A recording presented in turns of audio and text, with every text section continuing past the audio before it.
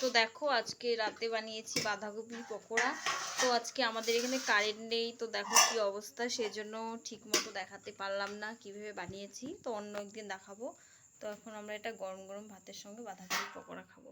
দেখো আজকে মা চিকেন রান্না করেছে, চিকেন দিয়ে আলুর একটু পাতলা পাতলা ঝোল করেছে। তো আমার যেহেতু জ্বর সেজন্য মাই রান্না করেছে। আর ওদিকে বাবা মাছ নিয়ে এসেছে, মাছগুলো এখনো রান্না করা হয়নি।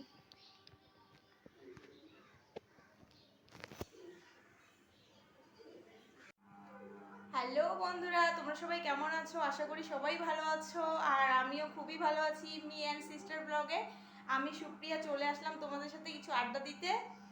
আর এখন হচ্ছে আজকের ব্লগটা স্টার্ট করলাম বিকেলও বলবো না, মানে 4টা বাজে এখন। তো 4টা থেকে আজকের ব্লগটা স্টার্ট হলো। আর আজকে তো সানডে, তোমরা জানোই। তো সানডেতে খাওয়া দাওয়া জাস্ট একটু আগেই খেলাম। আজকে একটু লেট হয়ে গেছে খেতে। দুপুরের লাঞ্চটা মানে একটু দেরি হলো, কারণ বাবা বাজারে গেছিলো, তো বাজার করে নিয়ে আসলো, রান্না টান্না হলো। আর দাদা অ্যাকচুয়ালি ছিল না, অফিসের কাছে বাইরে গেছিলো, কিন্তু দাদা এসে গেছে, আবার মনে হয় যাবে, জানি না। তো দাদা আসলো, তো খাওয়া দাওয়া সব কমপ্লিট হলো। তো খাওয়া দাওয়া করেই এই তো এখন একটু ভাবলাম যে একটু তোমাদের সাথে আড্ডা দিই, অনেকদিন ধরে ব্লগ করা হচ্ছে না। আর আমি তো আসছিই না, কারণ আমার অনলাইনে ক্লাস করতে হচ্ছে। আর তোমরা তো জানোই, আই থিঙ্ক স্কুল কলেজ খুলে যাবে নভেম্বরের পর, পুজোর পরে। তো আশা করি আর কি খুলবে, সেজন্য আর ক্লাসও করতে হয়। আর স্যাররা বলে দিয়েছে যারা ক্লাস করবে না এবার মার্কস একদম দিবে না, সেজন্য ক্লাস করতে হয়। তো আমি পুরো ক্লাস করি, এর জন্য আর কি দিভাইয়ের সাথে আমার ভিডিও করা হয় না। আর দিভাইয়ের কথা কি বলবো, ওর মানে হচ্ছে ওর জ্বর এসেছে, আর ওর শরীর ভালো না, ভ্যাকসিন দিয়েছে। তো ভ্যাকসিন দেওয়ার পর ওর অ্যাকচুয়ালি ভ্যাকসিন দেওয়ার পর ওই দিন জ্বর আসেনি, একদিন পর জ্বর এসছে। তো হালকা জ্বর আর মাথা ব্যথা, আর ওর খাওয়ার তো একদমই রুচি নেই, ও খেতেই পারছে না কিছু, এরকম একটা ব্যাপার।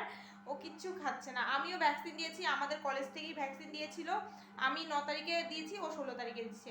9 তারিখে দেওয়ার পর আমার তো প্রচণ্ড জ্বর, আমার একদম ওই দিন রাত্রেই বেলায় 9টার পর থেকে স্টার্ট হয়ে গেছে। আমার মানে পুরো শরীর এত গরমে, আমি দুটো ব্ল্যাঙ্কেট নিয়েছি, তোমরা বিশ্বাস করবে না, শরীর একদম গরমে পুরো পুড়ে যাচ্ছিল, এরকম অবস্থা হয়ে গেছে। আর শরীর পুরো কাঁপছিল। মা তো বলছে কি হলো দিভাই, মা প্রচুর ভয় পেয়ে গেছে। আর ওষুধ খেয়ে নিচ্ছি, আমি জানি যে জ্বর আসবে, এর জন্য আমি আগেই ওষুধ খেয়ে নিচ্ছি। তাহলে তোমরা ভাবো আমার ইমিউনিটি পাওয়ার একদমই নেই। যদি থাকতো তাহলে এরকম জ্বর টর হয়তো আসতো না। আমার শরীর প্রচণ্ড দুর্বল হয়ে গেছিলো, আর সারা রাত ঘুমোতে দেয়নি। আর আমি তো ভাবছিলাম যে দিভাইরও মনে এরকম হবে, কারণ আমি বলছিলাম যে আমি যেটা ফিল করছি তুইও করবি, দেখিস গ্যারেন্টি। আমি না অ্যাকচুয়ালি কি বলবো, আমি ওকে বলছিলাম, ও ভয় পাচ্ছিল দিব না দিব না, কিন্তু ওর অ্যাকচুয়ালি ওরকম ওই দিন কিছু হয়নি, কিন্তু পরে ওর জ্বর এসেছে হালকা, মানে আমার মতো না, মানে এসেছে। কিন্তু ওর আবার কি একদম খাওয়ার রুচি চলে গেছে। আমার যেমন 3-4 দিন ছিল, তারপরে আমি ঠিক হয়েছি। মানে এখন আমি একটু পুরোপুরি সুস্থ, মানে খেতে পারছি, কিন্তু শরীরটা না তাও একটু কমজোরি লাগছে। বেশিক্ষণ দাঁড়িয়ে থাকতে পারি না, মানে একটু মাথা ঘোরা ভাব মনে হয়, এখনো যায়নি। আর অ্যাকচুয়ালি তো এত বড় ইসে তো যাবেও না, ওটা আশা করি। আর দিভাইয়ের ও তো খেতেই পারছে না বেচারা। ও 16 তারিখ থেকে আজকে 18 কি 19 তারিখ, ও এখনো পর্যন্ত ঠিকঠাক খেতে পারে না।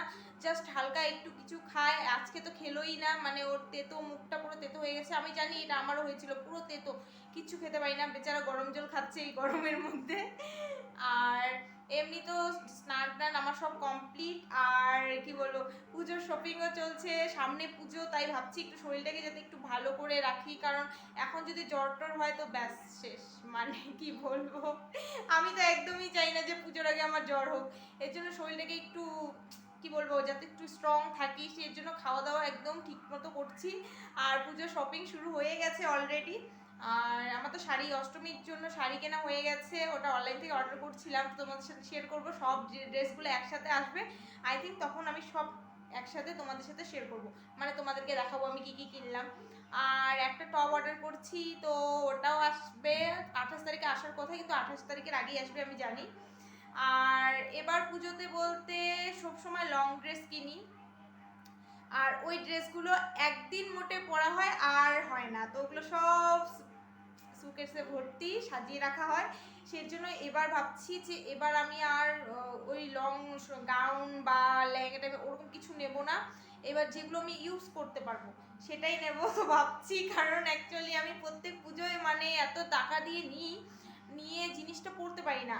কারণ তোমরা জানো ওসব জিনিস তো এমনি এমনি পরা যায় না, ওকেশন লাগলো বিয়ে বাড়ি বা পুজোতে পরলাম ব্যাস ঠিক আছে, আর ওরকম বিয়ে শিয়েও লাগছে না। আর এরকম তো ইদানিং পুরো লকডাউন চলছে, তো সেজন্য এবার ভাবছি সিম্পল ড্রেস কিনবো, মানে যেগুলো ইউজ করবো। আর আমি তো বেশিরভাগ জিন্স টপ পরি, শর্ট ড্রেস পরি, এগুলোই তো এগুলোই কেনাকাটা হবে এবার, বলে দিলাম আগে থেকেই। জিন্স আর টপ এগুলোই কিনবো, আর শু কিনবো, আর হিল কিনবো, মানে দুটো দুটো চারটে জুতো।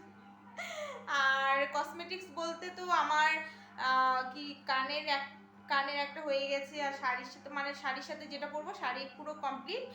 আর এমনি ড্রেসের সাথে কেনা হয়নি, তো তোমাদের সাথে সেগুলোও শেয়ার করবো কি কি কিনলাম কসমেটিক্স। আর দিভাই তো ও হচ্ছে এখনো ওর একটা নেওয়া হয়ে গেছে, আবার ও শাড়ি মনে হয় কিনবে। আর এমনি কেনাকাটা তো আছেই। আর কেনাকাটাটা অ্যাকচুয়ালি হচ্ছে অক্টোবরের আমরা ফার্স্টের দিকেই কিনবো, দাদা স্যালারি হয়ে যাবে, কারণ এখন এই সেপ্টেম্বরে তো পুরো শেষের দিকে, তো সেপ্টেম্বরের শেষের থেকে না আই থিঙ্ক 1-2 তারিখ থেকে আমাদের কেনাকাটা পুরো কমপ্লিট হয়ে যাবে পুজোর।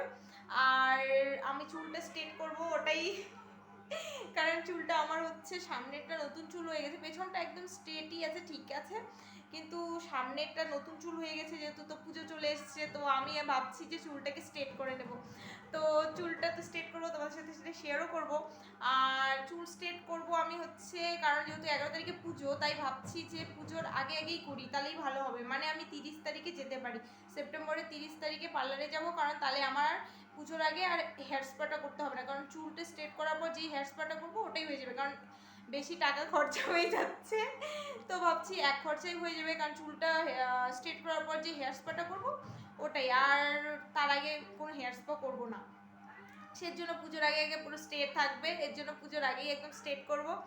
আর দিভাই তো ও তো স্ট্রেট করলো, ও আর এখন স্ট্রেট করবে না, ও হচ্ছে যে পুজোর পর ও আবার করবে। তো ঠিক আছে মিলেমিশে, আর আমি তো এখনই করবো পুজোর আগে, কারণ আমার চুলটা তোমরা দেখতে পাচ্ছ, মানে পিছনটা ঠিক আছে কিন্তু সামনেরটা একদম মানে কি বলবো গ্রোথ হয়ে গেছে, আর নতুন চুলগুলো হয়ে গেছে, তো নতুনগুলো তো আমার সেম আগেরই বেরোয়েছে, সেজন্য চুলটাকে স্ট্রেট করে নেবো।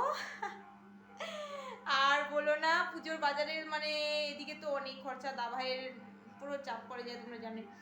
আর আমাদের কলেজের আবার মানে অ্যাডমিশন আছে আবার, তো ঠিক আছে মিলেমিশে করে নেবো কম বেশি করে। আর কি বলো, চুলটা স্ট্রেট করতে আই থিঙ্ক আমার লাগবে 3,500 টাকা, এবার আমার 3,500ই মনে হয়ে যাবে। আমি যখন ফার্স্ট আমার চুল স্ট্রেট করছিলাম তখন 5,000 টাকা লাগছিল, কারণ তখন আমার চুলটা পুরোই কার্লি ছিল আর অনেকটা ছিল। আর স্ট্রেট করার পর কি বলো তো, মানে আমার চুল তো একটু উঠছে, আর যেই জায়গায় চুলগুলো উঠেছে ওই জায়গায় আবার নতুন চুল হয়ে গেছে অলরেডি, তো আমার মেকআপ হয়ে গেছে মাথাটা, কিন্তু এবার তো বেশি চুলও নেই আর স্ট্রেট আছে। তো আই থিঙ্ক পার্লারে আমার বলা হয়ে গেছে, তো আন্টিটা বলছে 3,500-এর মধ্যে করে দেবে। আর অ্যাকচুয়ালি কমেও হয়, কিন্তু আমি লরিয়াল দিয়ে করবো যেহেতু, তাহলে একটু মানে ক্রিমটা যেহেতু ভালো দেয় সেজন্য 3,500 লাগবে।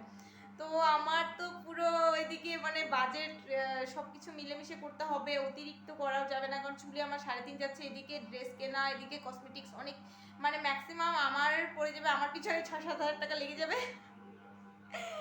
তো সব কিছু কম কম করে করতে হয়। আর বাড়িতে সবাই আছে, তো দিভাই, মা বাবা, দাদা তো কিনবে অবভিয়াসলি, আবার ভাগনা, মানে কেনাকাটা আমাদের পুজোতে মানে খরচা অনেক আছে, আবার পুজো তো আসছে, তো ঘোরা খাওয়া দাওয়া অনেক কিছু, তো সের জন্য একটু কম কম করেই করার চেষ্টা করব। আর তোমাদের সাথে সেটা শেয়ারও করব। আর আজকে মা তো এখন জাস্ট একটু আগে আমাদের খাওয়া দাওয়া হলো, বললামই আজকে লেট হয়ে গেছে, তো দিদিও একটু রেস্ট করছে, ওর শরীরটা যেহেতু একটু ভালো নেই, ও খাচ্ছে না, তাই ও রেস্ট করছে। আর এদিকে মা কাজ করছে, আর আমি তো এখন একটু ঘুরতে যাব, মানে অ্যাকচুয়ালি আমার হচ্ছে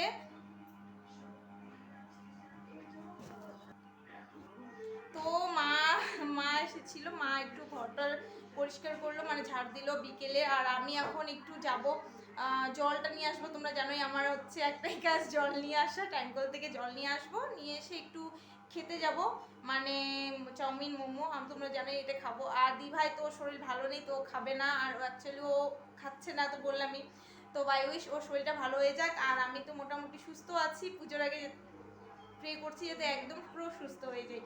তো আজকের মতো এতটুকুই, টাটা বাই বাই, সবাই ভালো থেকো।